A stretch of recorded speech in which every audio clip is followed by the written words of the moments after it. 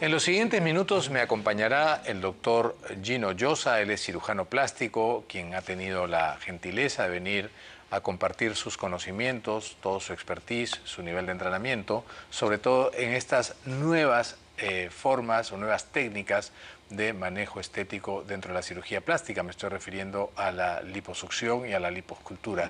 Son lo mismo, son diferentes, son parecidas, tienen el mismo propósito, se puede trabajar de la misma manera. ¿En qué se diferencian principalmente y qué cosa es lo que se requiere para uno u otro procedimiento en el caso de que ustedes deseen someterse a una de estas alternativas de tratamiento de cirugía plástica estética? Vamos a hablar también de algunos métodos no invasivos practicados por los cirujanos plásticos. Vamos a hablar inclusive hasta de la toxina botulínica, si es que el tiempo da y el interés de ustedes lo amerita. Gino, muy buenos días, gracias por acompañarme esta mañana en el programa, porque creo que es importante que las personas primero tomen conciencia de que la cirugía plástica no es solamente estética, también es reparadora, es reconstructiva. Ustedes ayudan a, por ejemplo, los quemados a no tener secuelas importantes que limiten su funcionalidad, aquellas personas que han tenido accidentes mutilantes, ¿no?, que hayan perdido parte o importante o parte siquiera de alguna parte de su cuerpo. Ustedes ayudan a reponer y a reconstruir esto. Sin embargo, todo el mundo tiene la idea de que la cirugía plástica pues es eminentemente estética, y no necesariamente es así, ¿no? Hay muchos cirujanos plásticos que no son estéticos, ¿no?, o esteticistas en todo caso. La mayoría sí tienen en su práctica diaria la parte estética, pero ese no es el único propósito. ¿En qué ha cambiado? ¿Cómo estamos en la evolución de la cirugía plástica en el Perú últimamente? ¿En qué nivel estamos, Gino? Bueno, Pepe, muchísimas gracias por la invitación nuevamente para aclarar estos temas que son tan importantes. Son tan importantes, ¿no? Así es.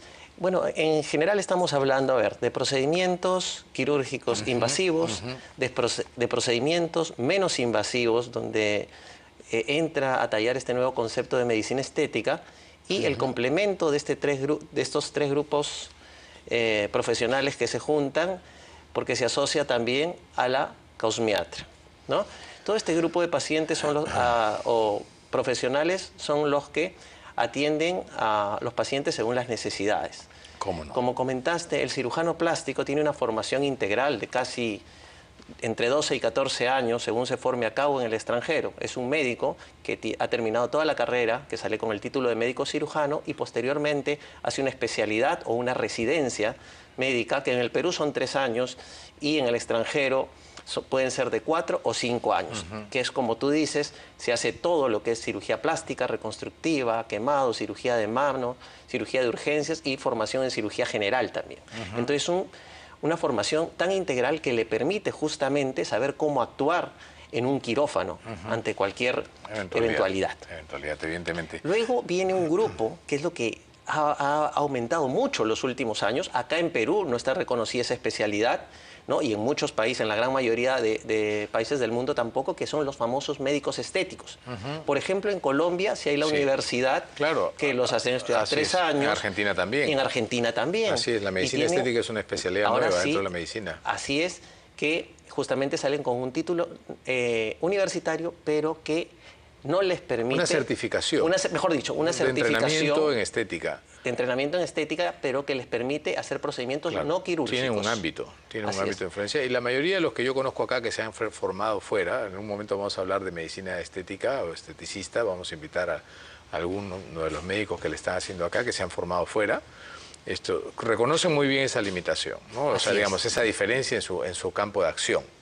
Eso es importante, por eso mismo, es el límite, ¿no? Y entonces los pacientes deben conocer justamente si se van a hacer algo invasivo, quirúrgico, que requiere una sedación, ¿no?, que vayan con el cirujano plástico. Si son estos procedimientos que deberían ser no quirúrgicos, ahí entra el médico estético, donde puede trabajar perfectamente todo lo que son reducción de pesos y medidas, puede trabajar láser, puede trabajar fillers, rellenos inyectables locales, pero que no lleguen al procedimiento quirúrgico invasivo como tal, ¿no? Es el segundo. Y la cosmiatra, que es la parte de fisioterapia, masajes, aparatología muy simple y sencilla y superficial que no daña al paciente. Entonces, si uno separa bien este grupo de profesionales, puede saber cuál es el indicado para determinado procedimiento quirúrgico. ¿Qué cosa es una liposucción y qué cosa es una lipoescultura? ¿Cuáles son las diferencias principales dentro de ellas?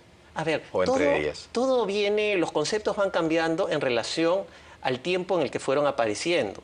En inicios de los años 80 es que se inicia el procedimiento, se hace conocido el procedimiento quirúrgico de liposucción. Así es, eso es de los 80, ¿no? Es el año, claro. Fue como una sensación, ¿no? Así es, sensación. Pero eso empieza el año 73, que un ginecólogo con una cureta de ginecología trataba de extraer grasa de ciertas zonas, pero eso fue el inicio, en el año 73, ¿Y lo hizo 74. un ginecólogo? Un ginecólogo con una cureta de legrado. Qué interesante, ¿no? Así empezó la historia. No fue un cirujano plástico. No, para tratar ciertos lipomas localizados, no con ánimos estéticos. Entonces así empezó, y el doctor Ilius, que es el padre de la liposcultura francés a nivel mundial, fue el año 82 y 83 que ya se Ilius era cirujano plástico? Ilius, en esa época sí ya era cirujano plástico. O sea, primero comienza un ginecólogo. ¿Y los cirujanos plásticos no se pusieron saltones? No, en esa época no vieron, el contorno, no se incomodaron. No existía el tema del contorno corporal, no se trataba. Nace ahí la lipoescultura. Porque como este doctor Ilius se dio cuenta que era muy traumático y generaba sangrado, ¿no? Se ideó en por qué no usar cánulas que no te fueran cortantes. Claro, que no fueran... No eran cortantes, o sea, generó unas cánulas finas que atraumáticas, que no fuesen tan traumáticas, romas, y sin hacer conectarlas a una máquina de aspiración. Que vaya aspirando. Y ideó, como había sangrado, colocarles líquido, cloruro, suero, para diluir un poco eso. Y entonces ahí empezó la historia de las liposucciones. Por eso el concepto de liposcultura viene mucho después, con muchos años de posterioridad. O sea, primero fue la liposucción. La liposucción. Entonces, esa era esa extracción. Con el paso de los años, eso ha ido mejorando mucho, porque ya empezaron a agregar sustancias como adrenalina para que los vasos no sangren mucho, ¿no? Y así fue esta evolución. Las cánulas que al comienzo eran hasta de 1 centímetro. Y rígidas, ¿no? Rígidas, pasaron a ser hasta de 4, actualmente se usa mucho de 4 milímetros, 3 milímetros. Más pequeñitas. Más pequeñitas en relación al área corporal a retirar. Entonces así empieza. ¿De qué tamaño es la cánula más grande de liposucción? Actualmente nadie opera para iniciar planos profundos en pacientes. Digamos, una barriga llena de un panículo grasoso. 5 milímetros la más gruesa. Sí, son muy pequeñas. De diámetro, 5 milímetros. 5 veces medio centímetro. Así es. ¿Y de largo? Y de largo depende. Hay en todas las medidas prácticamente en relación depende del área de extensión. Del área de extensión. Sí. Entonces, ese es el primer concepto, liposucción. Con el paso de los años, empieza de a poco. El doctor Guerrero Santos también, que es uno de los... Detengámonos un minutito en los años 80. ¿Cuáles eran los requisitos, ¿no?, para poder realizarse una liposucción? Es decir, ¿qué características tenía que tener el candidato ideal y a quienes no se les realizaba? Bueno, ¿había indicaciones? En la medicina no había una indicación clara. No había, se hacía así. Al comienzo, claro, empezaron a ver a todo el mundo, a practicar, a entrenar y... De a poco, en Brasil también, pocos años después, el doctor Evaldo Bolívar hace trabajos importantes, que es muy conocido en el Brasil, en relación a temas de liposucción, pero no habían protocolos establecidos. De criterios de elección de los pacientes. No es que... Con panículos grasos localizados. Cualquier persona con cualquier cantidad de grasa o pequeña grasa que se la quiera sacar, se le sacaba. Así es. ¿Y sigue siendo igual esa norma? Eso todo ha cambiado muchísimo. Sigamos entonces. Entonces avanzamos, llegamos una década 90s. después, a los 90s, ¿no? Y entonces empiezan... a darse cuenta que esa grasa que se extraía, que al comienzo salía en una máquina de aspiración y se eliminaba, podía ser utilizada, ¿no es cierto? Una vez que se decantaba o se separaba el líquido de la infiltración que puso previamente, habían células de grasa que eran células vivas al final. Y estas podían ser injertadas en otras zonas del organismo y se dieron cuenta que había durabilidad, sobrevida. O sea, podía sacar de un lado para poner en otro. Así es. Un lipotransplante. Una lipotransferencia. Así es, autólogo. Autólogo. Era la misma persona. La grasa te la saco acá y te la pongo allá. Al doctor Recado le sacamos grasa de la barriga y se la ponemos en las nalgas porque no tiene. Sí, pues, a mí me duele, yo me siento duele. Tenemos una llamada telefónica, es Olga que está en línea. Olga, ¿cómo estás? Buenos días, gracias por llamar al programa. Bienvenida. Tu consulta, por favor. ¿Cómo está, doctor? Buenos días. Muy bien, gracias, Olguita. ¿En qué te podemos ayudar? Viendo su programa todos los días. Gracias. Cuéntanos. En cuanto al tema de lo que están hablando, doctorcito, yo quisiera saber, por ejemplo, una persona de 60 años, ¿qué riesgos habría en caso se practique una abdominoplastía, ¿no? Ya. Por exceso de grasa en el abdomen. Ya. Ok, gracias, Olguita. Estate pendiente de la respuesta. Criterios: la edad y segundo, lo que acaba de mencionar Olga, abdominoplastía. Eso no es liposucción, ¿o sí es liposucción? ¿Qué es la abdominoplastía? A ver, la abdominoplastía tiene otro concepto. Generalmente la abdominoplastía está indicada para pacientes que tienen tejido excedente, es decir, mucha grasa. Puede que sea grasa o piel sobrante posterior a embarazos o cambios bruscos de peso. Correcto. Alguna persona que era muy gordita, con un vientre muy importante, una mujer que se embarazó y después del embarazo le queda la barriga todavía voluminosa, algo quiere arreglar en su figura y se sometería a una abdominoplastía. Sí, hay que tener en cuenta que para realizar esta cirugía de abdominoplastía, el paciente debe pensar o debe estar seguro que ya no desea tener más hijos. Ok. Porque la técnica en el caso de ser consiste mujer. En caso de ser mujer, por el hecho de que uno tiene que suturar los músculos, no solo sacar piel y grasa, sino hay que hacer una reparación en un plano total más profundo de todo. Así es una reparación total de la pared abdominal, donde uno necesariamente hace un corte encima de la zona púbica, muchas veces en la incisión de cesárea, donde estaba la cesárea para eliminarla, y a partir de ahí hace un decolamiento o despegamiento de los tejidos por encima de la fascia muscular, procede a cerrar los músculos abdominales, haciendo que nuevamente ese vientre luzca plano, ¿no? Y se retira posteriormente el exceso de piel y grasa de la zona abdominal. Ya. Los últimos años también todo ha evolucionado. Correcto. Antes era impensable. Cuando nosotros hicimos la residencia, hace ya 20 años, impensable combinar una liposucción con una abdominoplastía. Ahora ya se pueden hacer juntas. Pero perfecto. Entonces, para que lo tenga claro, Olguita, la abdominoplastía es una cirugía, ¿no? Reparadora. Prácticamente. ¿No es cierto? Reparadora, pero que además tiene un viso estético, pero es mucho más compleja. La edad, le preocupa a Olga. Su mamá tiene 60 años. Sí, definitivamente no es una candidata. No es una candidata. Definitivamente. Acá tenemos que hablar factores de seguridad. Criterios de exclusión. O sea, quienes no se puedan operar, así quieran operarse, tengan el dinero del mundo, el poder omnipotente sobre la tierra para obligar al cirujano, quienes no se pueden operar. Entonces, la edad es un criterio importante. Uno de los criterios. Bueno, regresemos a la década de los 90, en donde empezamos a hacer los traslados, ¿no? Las traslocaciones de la misma grasa de una persona, de un área a otra. Ahí nos quedamos. Muy bien. Entonces, hay muchos cirujanos plásticos de reconocimiento internacional que empezaron con estas cosas. Uno de ellos es el doctor Guerrero Santos, que fue uno de los en Guadalajara, ¿no es cierto?, que empiezan a hacer un análisis de cuál sería la técnica ideal para que esos adipocitos o células de grasa sobreviva en el otro lugar. Correcto. Entonces, surgieron una serie de... hay un doctor Coleman también que hizo cánulas especiales.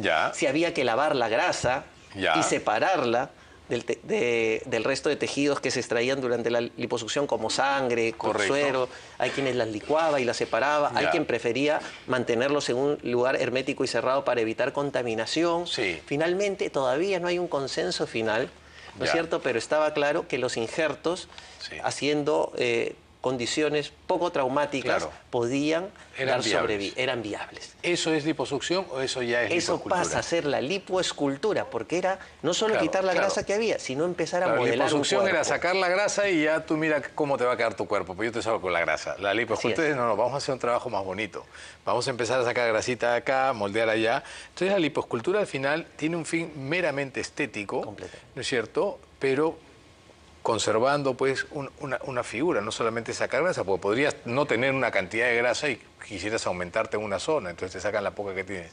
Digamos, una es una alternativa meramente estética y la otra es una alternativa meramente reparadora en cierta forma, porque las personas que tienen mucha grasa, que son muy gorditas y que no están contentas porque no les cierra el pantalón, no les cierra esto, no les queda bien, podrían someterse a una liposucción o a una lipoescultura. Primero que en el momento actual, esas pacientes que están en sobrepeso o obesidad no son candidatas. No son candidatas, ese es otro criterio de exclusión. Así es. Llegamos al siglo XXI. ¿En qué ha cambiado esto ahora? ¿Cómo han podido organizarse? ¿Han establecido consensos, guías, protocolos que ustedes aplican para hacer liposculturas, liposucción? Bueno, sí. Las guías y protocolos en la actualidad existen. Y hay protocolos internacionales, sí, ¿no es cierto? Y guías de seguridad existentes. Lamentablemente no se cumplen. No se cumplen. Así es. Ya. Entonces, okay. Pero es que ¿están obligados a cumplirlas o no? Yo creo que es una garantía de seguridad para el médico siempre adherirse a un protocolo, ¿no? En la medida en la que se pueda. Eso sería bueno, pero es que esto recién tiene muy pocos años, los protocolos establecidos de seguridad en cirugía plástica. Hace 2 años un trabajo muy importante de la Sociedad Mexicana de Cirugía Plástica ha hecho 15 guías para que de seguridad, alertas de seguridad, para que se minimicen los riesgos de mortalidad en las cirugías plásticas. Y el 2016 fue el primer Foro Mundial de Seguridad de Cirugía Plástica, donde hay criterios bien establecidos y tablas de clasificación para hacer para justamente casos de liposculturas y que no existan riesgos para un paciente. ¿Qué criterios tiene que tener un paciente para que pueda ser intervenido en un procedimiento de liposucción o de liposcultura? A ver, primero tenemos que tratar de que estos procedimientos de cirugía estética sean procedimientos que no generen mayor riesgo al paciente. Entonces, teóricamente tienen que ser pacientes sanos. Pacientes con nivel el riesgo anestesiológico de ASA 1 o un ASA 2 controlado.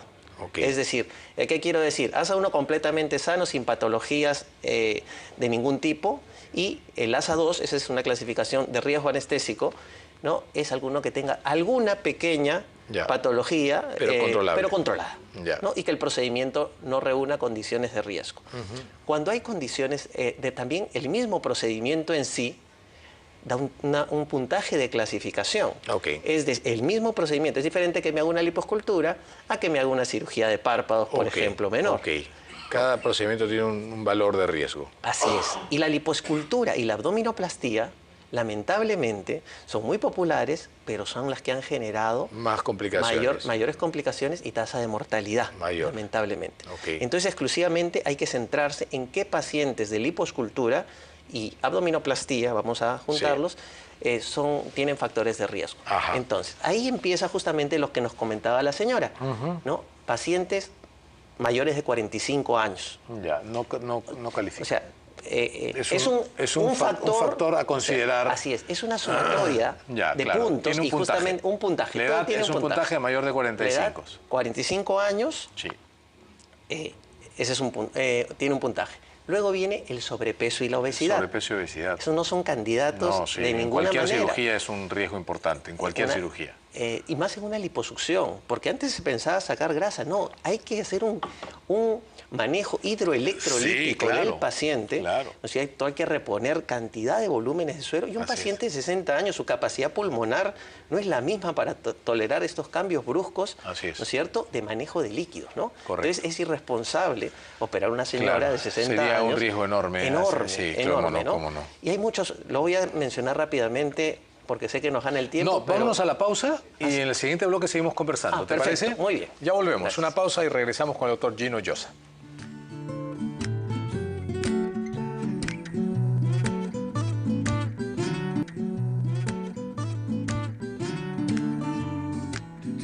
Continuando con el doctor Gino Llosa, cirujano plástico, conversando acerca de liposucción, liposcultura. En este segundo segmento vamos a hablar de nuevas tecnologías y sobre todo las más innovadoras dentro de la cirugía plástica, y también vamos a hablar un poquito acerca de otras metodologías usadas también por los cirujanos plásticos, como por ejemplo la toxina botulínica, que hay de nuevo con respecto a esto. Gino, se nos quedó en el tintero del segmento anterior indicaciones y contraindicaciones precisas. ¿Qué más tenías que añadir?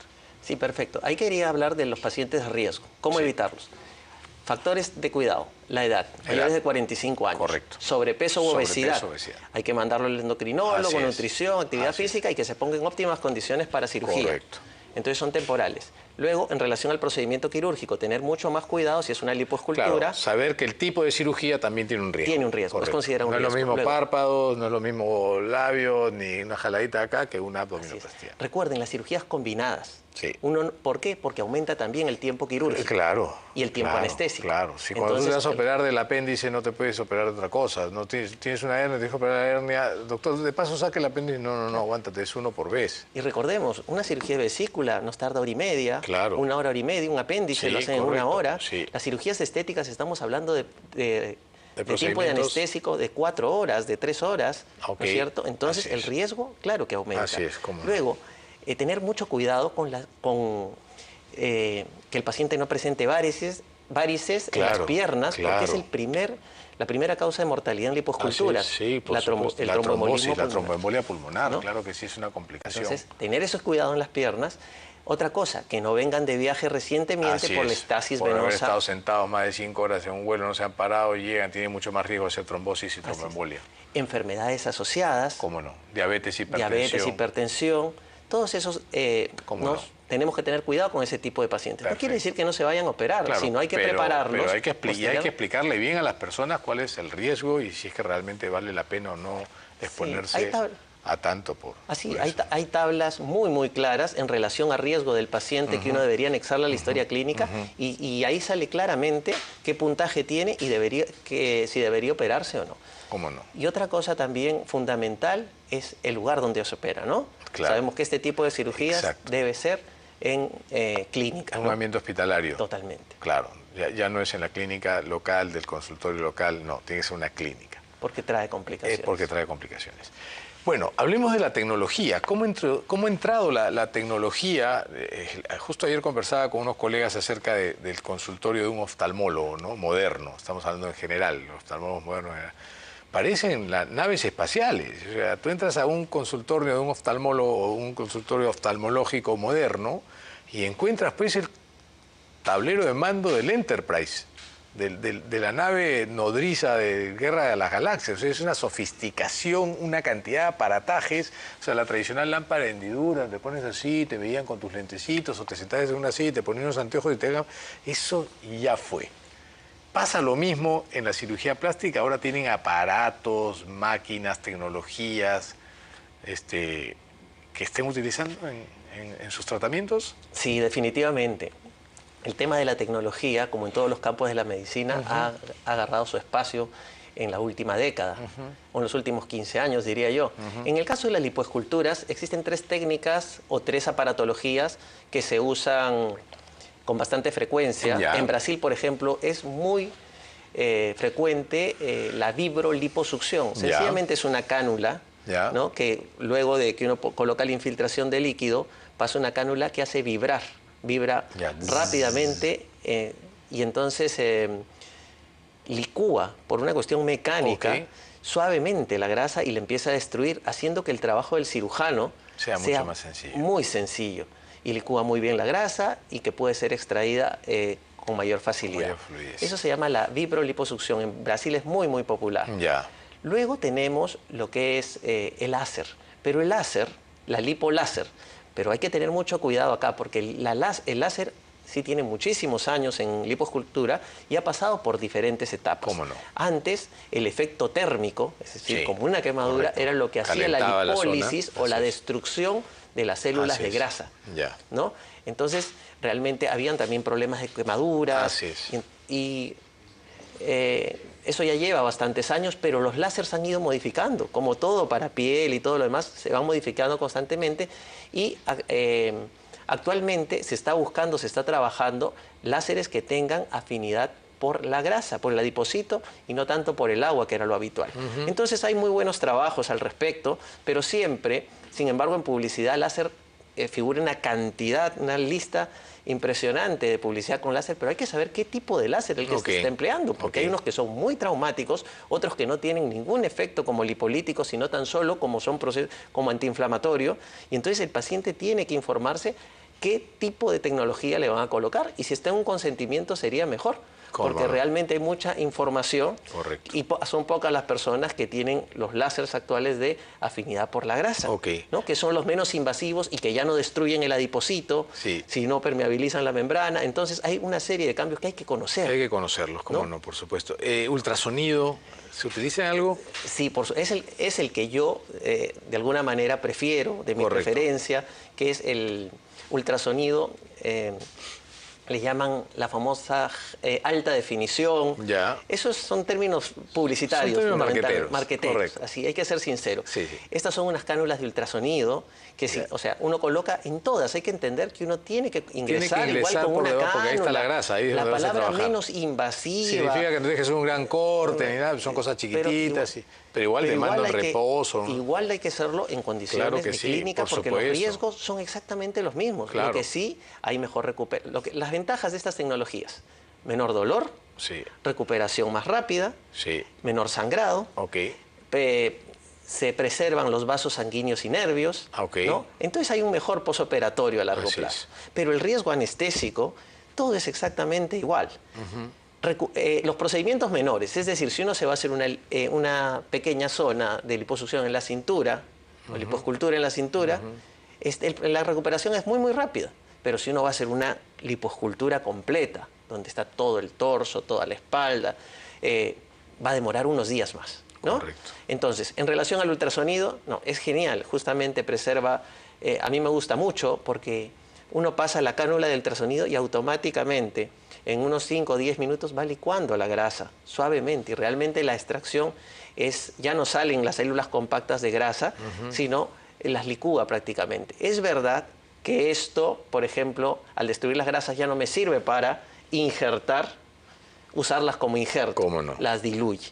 Entonces, estas lipoesculturas Sí. en HD generalmente son pacientes no que están en gran sobrepeso, sino quieren modelar la figura. Claro. Y entonces Entiendo. ahí viene, y los six-pack. Los six-pack no existen. No existen. Existe en la persona que va al gimnasio. Tranquilo. Los míos son naturales. Es que, claro, cuando salen, y esas fotos que salen, y yo ya. tengo fotos también de lo mismo, Sí, claro. es una persona que va al gimnasio o hecho Claro, siempre o sea, pesas y se ha engordado no hay un poco. magia acá, No hay ¿no? magia. Milagros existen, Entonces, pero magia no. Uno quita grasa y lo que hace es que al retenerse magia la es piel, ilusión. se noten los músculos. Esa es la realidad. No hay six-pack, la grasa no puede asemejar una no musculatura. forma. Si en publicidad sí está. Ah, sí, hay que sí, saberlo. sí. No Hay que piensen saber. Muy bien. que le van a hacer six-pack, Claro. alta definición. Entonces, en conclusión, doctor Llosa, te voy a decir algo que te va a deprimir. El Photoshop es mejor que la lipoescultura. Completamente. En este caso. Porque se da. Un aspecto importante, que creo que no quisiera dejarlo de lado, porque de repente tú nos puedes dar más luces y saber si realmente esto funciona o es cebo de culebra. Células madre, para temas de estética. Los plasmas ricos en plaquetas, para las cicatrizaciones rápidas. Yo te puedo dar testimonios, pero no evidencia, ¿no?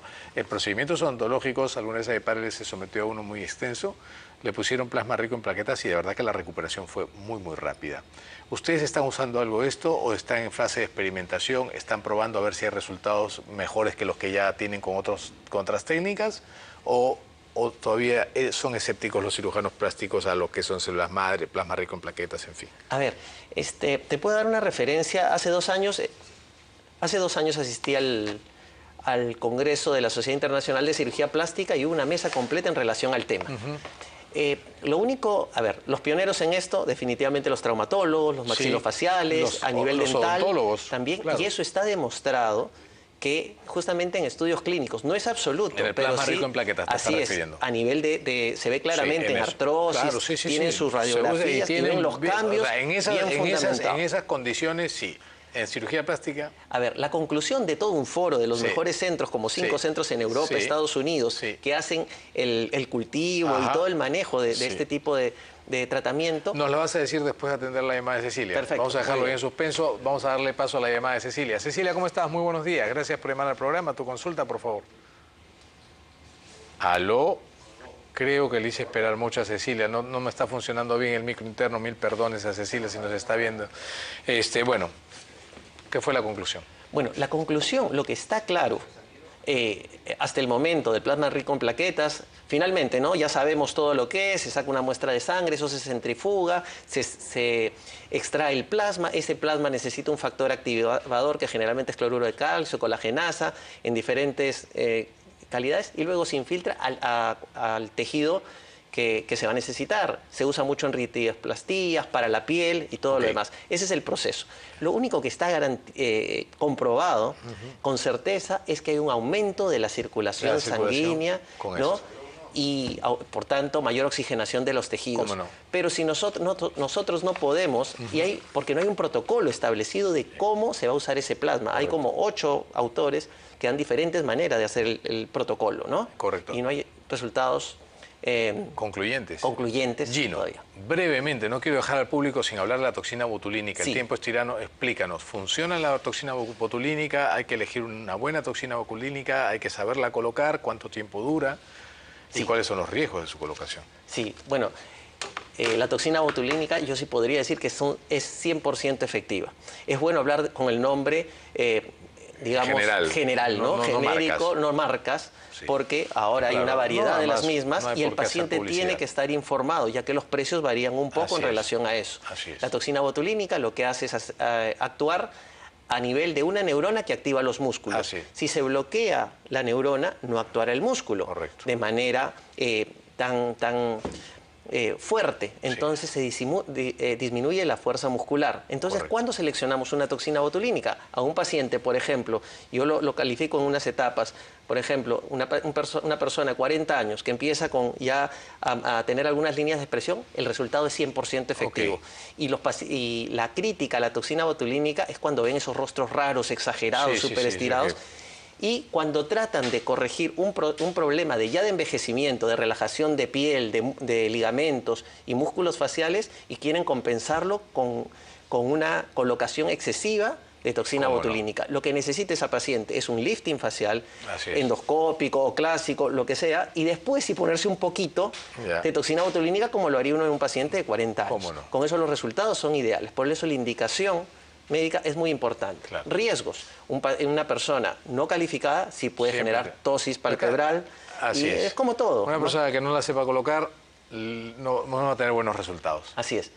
Gino, el tiempo es tirano, pero de verdad que valoro mucho tu presencia en estos 2 segmentos del programa. Creo que ha sido sumamente ilustrativo con el público el día de hoy. Gracias por haber estado con nosotros. Ha sido el doctor Gino Llosa, cirujano plástico, hablando sobre lipoescultura, liposucción, nuevas tecnologías en cirugía plástica y toxina botulínica. ¿Les ha pasado que estaban viendo el consultorio de La Buena Vida y de pronto tuvieron que salir porque llegó su taxi? Tuvieron que apagar el televisor, perderse el programa, salir corriendo. Bueno, ahora con Movistar Play no tendrás que pasar por eso, porque vas a poder ver lo que estabas viendo, lo que estaban pasando en el consultorio de La Buena Vida desde tu celular o desde donde quieras que estés. Lo único que necesitas es entrar a www.movistarplay.com.pe o descargarte la app y ya estás. No te pierdes de nada con Movistar Play. Ahora sí nos vamos a una pausa y venimos con lo último del programa. No, con la siguiente entrevista. Ya volvemos.